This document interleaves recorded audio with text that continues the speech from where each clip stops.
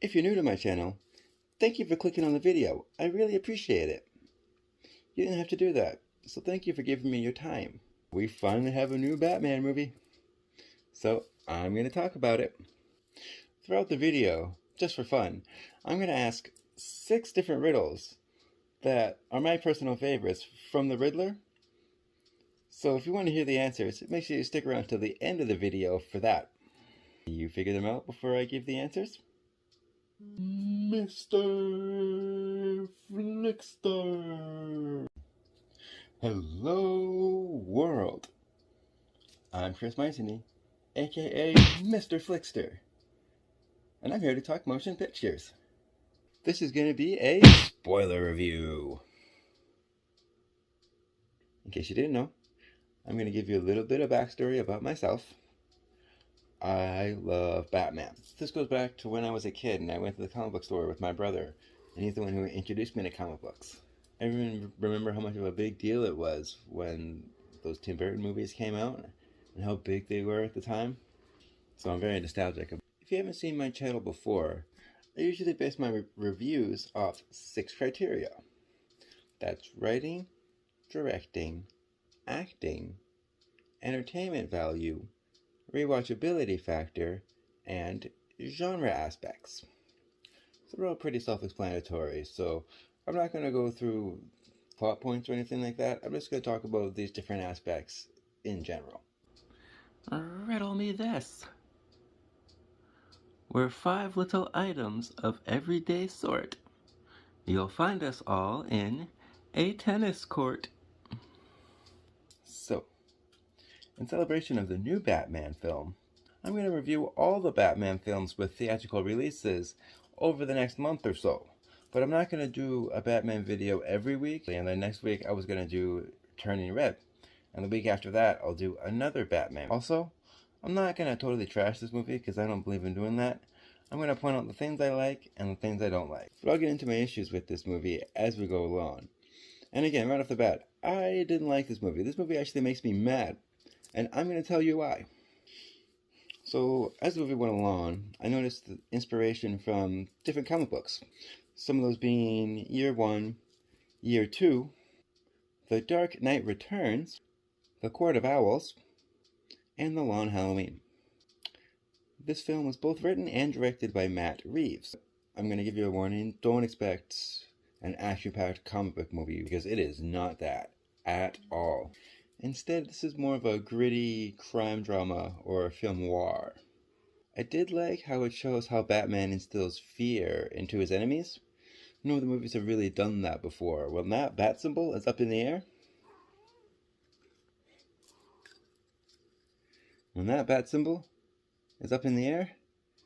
and it's lit up,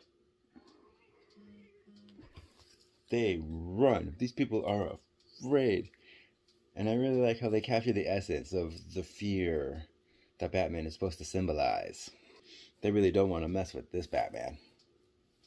Although he doesn't refer to himself as Batman in this movie, I noticed. I'm vengeance. So as far as directing goes, I think this movie is way too dark. I don't mean dark as in like atmospheric tone or mood or anything like that. No, it is literally too dark to see most of the time. Half the time, I didn't even recognize the actors until they were out in the daylight scenes. And even that, it was kind of overcast or it was raining. Like, there's no sunlight in Gotham at all. It's like it's in Alaska or something. It reminded me of Alien vs. Predator Requiem. It was that bad.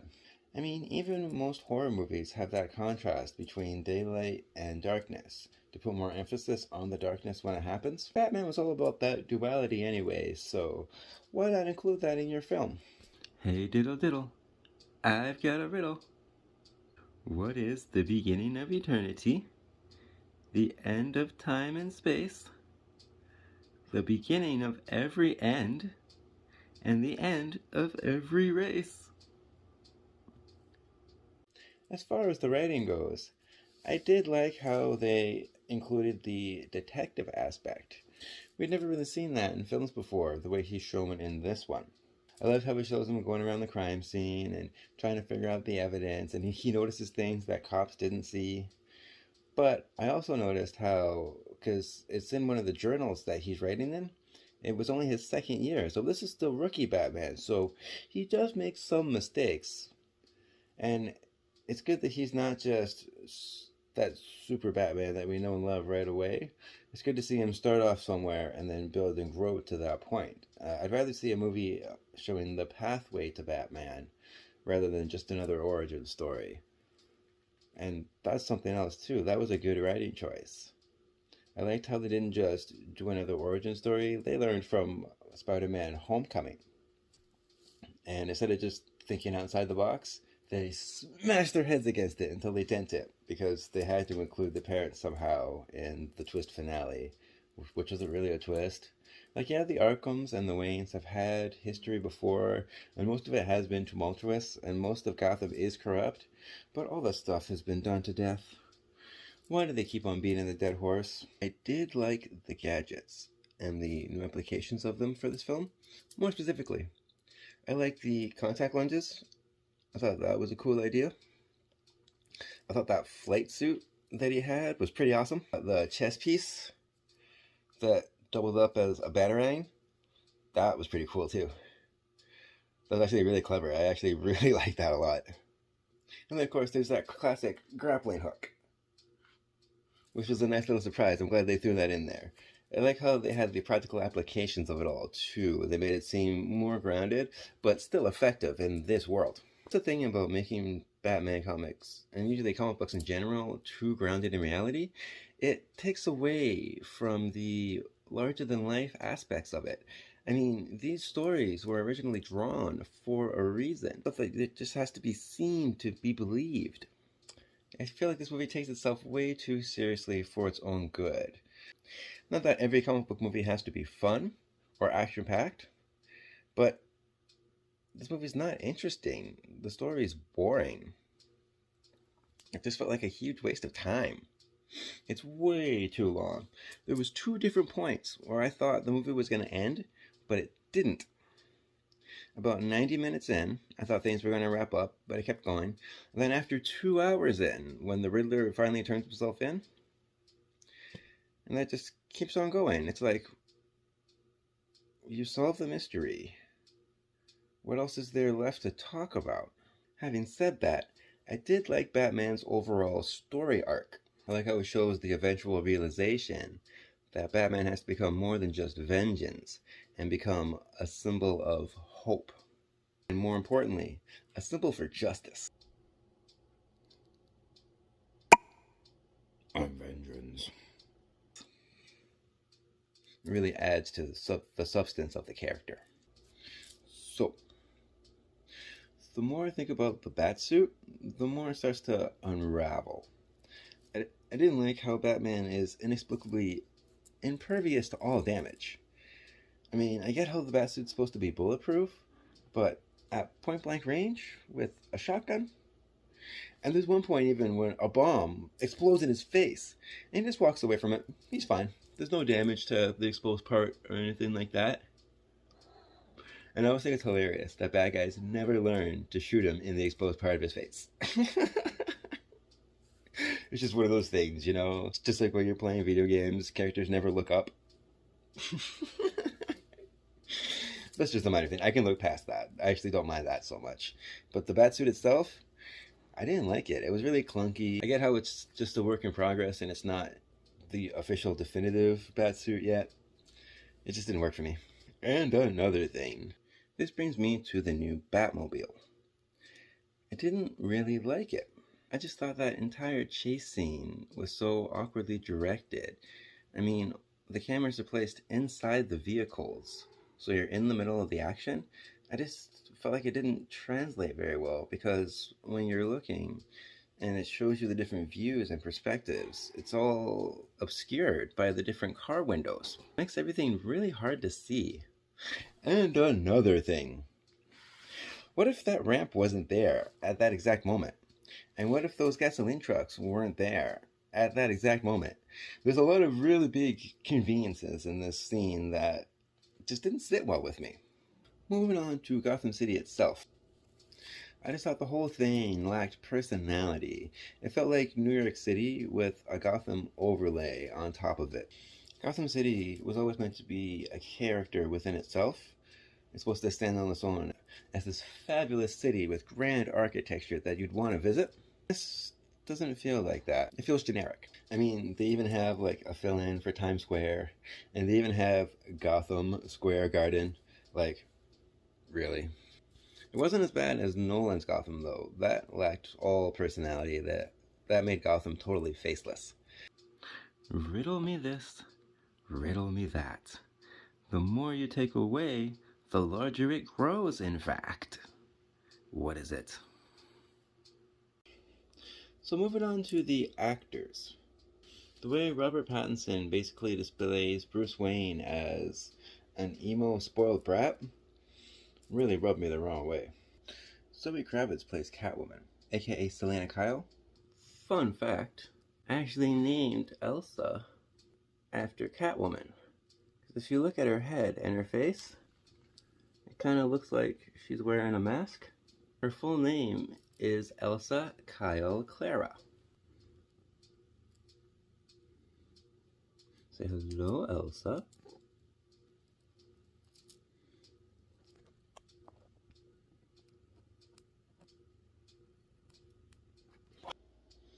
And I didn't really like her in this film. But then again, I'm not really a fan of hers. I just don't think she's a good actress, personally. And I feel like she was miscast here. I actually feel like the whole cast was miscast. I didn't like any of the actors in this movie. But I'll tell you why. Starting with Zoe Kravitz. I didn't think her and Pattinson, which is what I'm going to call him from now on. I feel like her and Pattinson didn't have any chemistry. I also didn't like Colin Farrell in this as the Penguin. I have nothing against Colin Farrell. I just didn't like him in this role. I thought it was way too over the top, way too cartoonish. It didn't fit tonally with what was going on with the rest of the movie. I'm really confused why Penguin's even in this movie. It could have been anybody's club that they went to. And yeah, I get he's supposed to be like the big crime boss of Gotham City, and this is like the road to him getting there. But they've already touched on that in Gotham. And I have nothing against the Penguin character.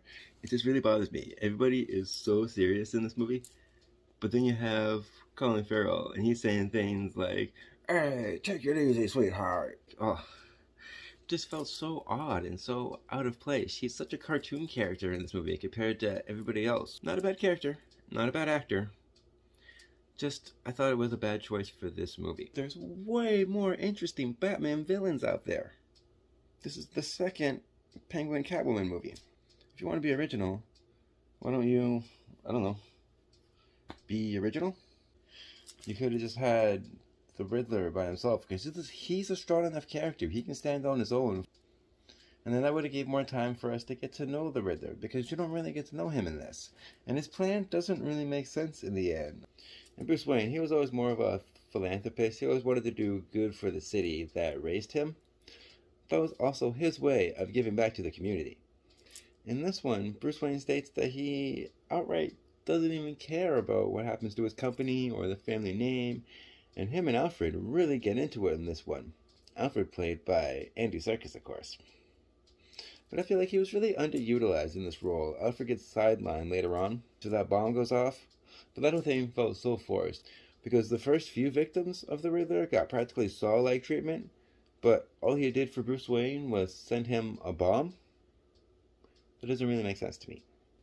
I also didn't like Jeffrey Wright as Lieutenant Gordon. I just thought the whole buddy cop thing between him and Batman fell flat for me.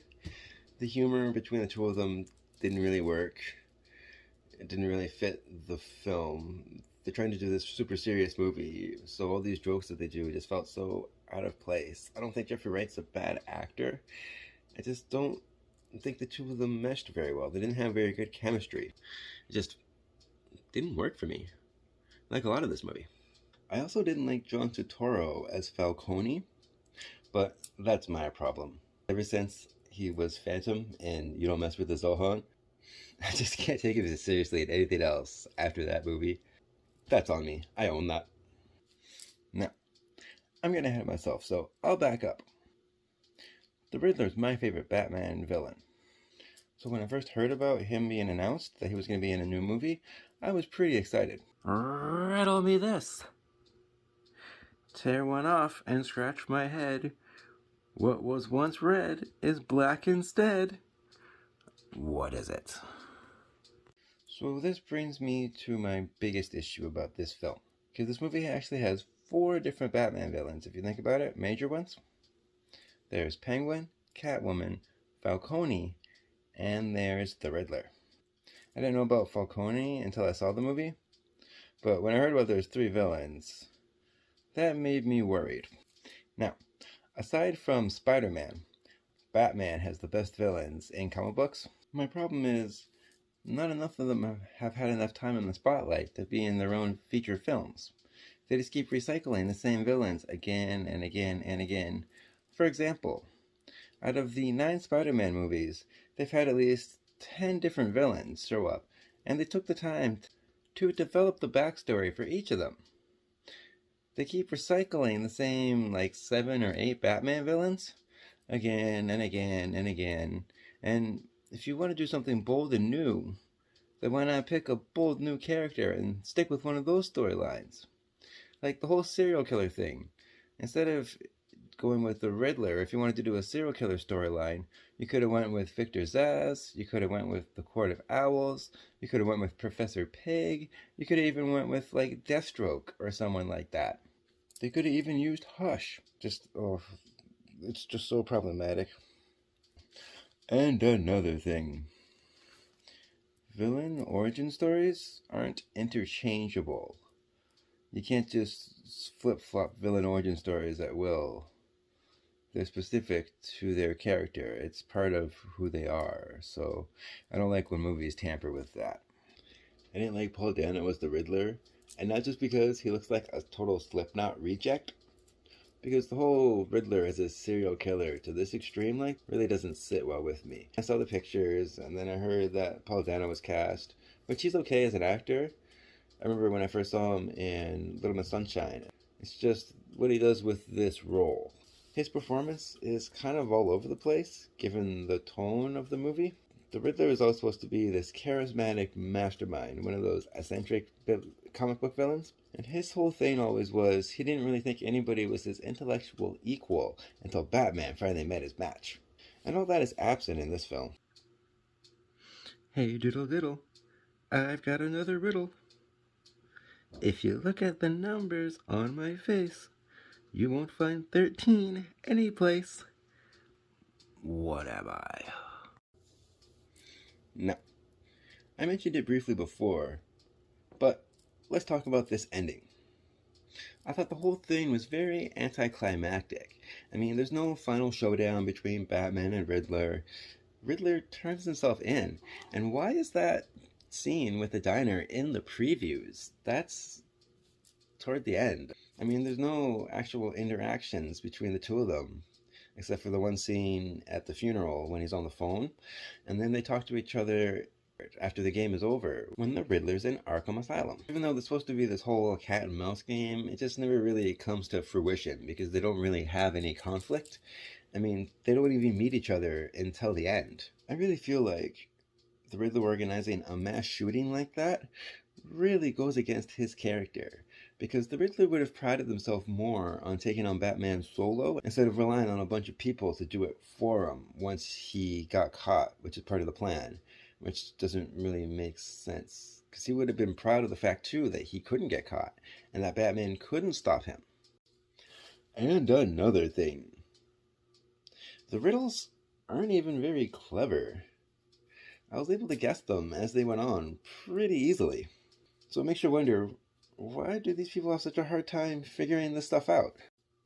All of this goes against the Riddler's character, because it does not emphasize his intelligence, his charisma, and his cunning. Why bring the Joker into this already? This goes back to my issue about villain diversity. As much as I love the Joker, they keep doing the Joker. How about we get some new villains? It's not like Batman has the best villains, aside from Spider-Man or anything. Oh, wait. He does. Riddle me this. The 8 of us go forth, not back, to protect our king from a foe's attack. What am I? So, in conclusion, this movie's way too long. It's predictable. It's not very interesting. The pacing is completely off. It just feels very familiar. A serial killer leaves a trail of clues for a pair of detectives. Check. He has a weird obsession with one of them. Check.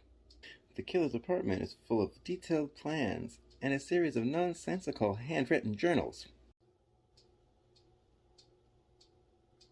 Check. The kills are based off the 7 deadly sins like gluttony, wrath, greed, envy, and pride. Check. There's no unmasking. The killer turns himself in. Check. A psychopath makes messed up videos, leaving them behind for Batman to find. Check. Said psychopath pits crime bosses against one another. Check. Interrogation scene. Check. Batmobile chase scene. Check. One man thrusts Gotham into chaos, making Batman question himself. Check. The "we're not so different, you and I" scene. Check. So if all those plot points sound familiar, that's because they're directly from Seven and The Dark Knight. This movie is not only derivative of those, it's also derivative of Saw, the Arkham Asylum games, it's derivative of Black Panther, and it's derivative of the Gotham TV show, because it recycles a lot of those plot lines too, which again brings me back to my villain diversity issue, which is ironic considering the theme of the movie, because the characters that they do use, they don't really do justice to those characters. That's why I didn't find the film very enjoyable, and that's why I don't think the film is very rewatchable, because it's very hard to get into. I wouldn't recommend seeing it in theaters unless you're a hardcore Bat fan like me, and if you do, I recommend you only get a small popcorn. That's my official grade for this. The answer to the first riddle was vowels. Because if you think about it, in the phrase "a tennis court" has the vowels in order A, E, I, O, U. The answer to the second riddle was the letter E. The answer to the third riddle was a hole. The answer to the fourth riddle was a match. The answer to the fifth riddle was a clock. And finally, the answer to the last riddle, pawns. Make sure you leave in the comments down below how many riddles you got correctly. Riddle me this. Have you ever seen a littler riddler? Please keep in mind, this is only my opinion. It's okay to disagree with me, and it's okay to agree to disagree. Just have some class about it. Check me out on the Horror Buzz Live channel. I left a link in the description below. I also write my reviews and put them on Facebook. I'll put that description down there too. And don't forget to check out my reviews on horrorbuzz.com for all things horror. I'll leave links in the description below. If you're interested, please read them. I'm Chris Maitini. You can call me Mr. FLIXTER. And I just love talking motion pictures. Until next time, have a great day. Mr. FLIXTER. And remember, if you're a cinemaniac like me, make sure you like and subscribe down below.